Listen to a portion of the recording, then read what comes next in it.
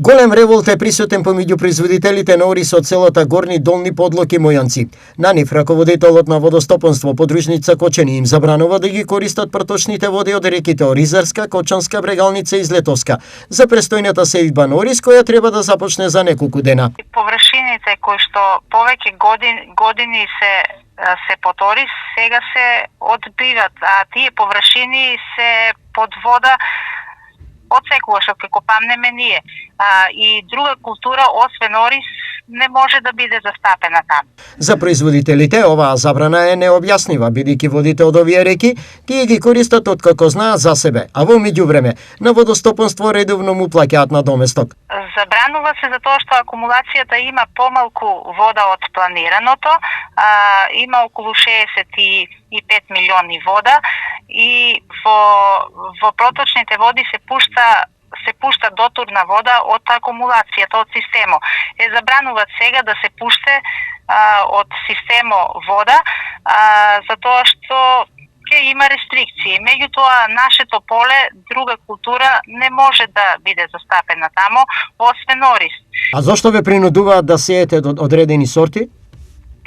Принудуваат не за одредени сорти, затоа што по новата мерка на министерот ситните сорти не дозволуваат да бидат застапени и нема да подлежат на субвенции.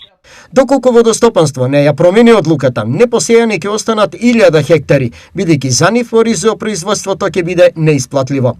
Ситниот ориз се за белиот ориз, ако разговараме, се купува со 20 денари разлика. Ако е 75 Андрејата, околу 50 оде ситниот.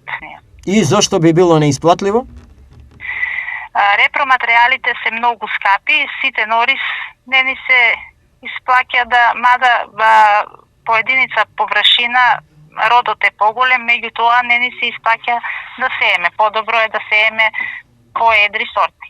Раководителот на Кочанската подружница на водостопанство Горан Зашов ситуацијата ја објаснува на следниот начин. Моментално во брана Калиманци има 60 милиона метри кубни вода, а нашиот план за наводнување е околу 110 милиона метри кубни вода треба да има во брана Калиманци. А поради фактот со проточните води не можеш да ги одржаваш цела година површините. Значи тие треба во текот на водителната сезона да користат и системска вода. Значи моментално со системска вода ние не можеме 100% да ги задоволиме сите потреби. Доколку има врнежи во наредниот временски период, тогаш и тие ниви ќе бидат под ориз. Без оглед на ова, производителите остануваат рамнодушни и бараат се да продолжи како и досега, бидејќи оризот им е единствена екзистенција. Во Кочанско годинава се планира сејдба на 3780 хектари ориз, но лесно може оваа бројка за 1000 хектари да биде помала бидејќи производителите би влегле во сигурни загуби.